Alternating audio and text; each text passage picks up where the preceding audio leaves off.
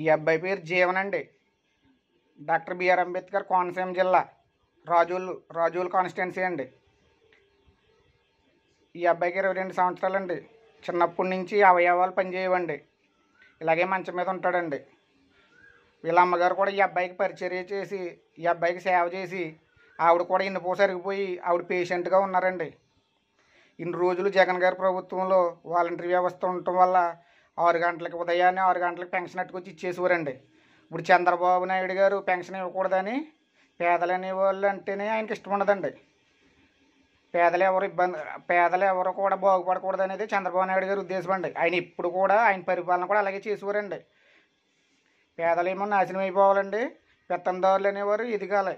అదే చంద్రబాబు నాయుడు గారి ధర్మం అండి. ఇప్పుడు ఈ అబ్బాయిని పంచాయతీ దగ్గర పెన్షన్ తీసుకోవటానికి వెళ్ళాలంటే ఈ అబ్బాయిని ఎవరు తీసుకెళ్తారండి? ఎన్ని ఇబ్బందులు పడాలండి? ఈ అబ్బాయిని కూడా ఎవరు మోయలేరండి. అలాగే మంచం మీద ఉంటాడు. ఎన్ని ఇబ్బందులు పడాలండి ఈ అబ్బాయిని తీసుకెళ్తారంటే? చంద్రబాబు నాయుడు గారు తీసుకెళ్తారండి వచ్చి పంచాయతీ కాడికి ఈ అబ్బాయి పెన్షన్ ఇవ్వటానికి? పేదల ఇబ్బందులు ఆయనకి ఏం తెలుసండి? మళ్ళీ మేము జగన్మోహన్ రెడ్డి గారిని తప్పకుండా గెలిపించుకుంటాం. ఆయన పాలనలోనే పేదలకు మంచి జరుగుతుందండి. మళ్ళీ జగన్మోహన్ రెడ్డి గారిని గెలిపించుకుంటాం.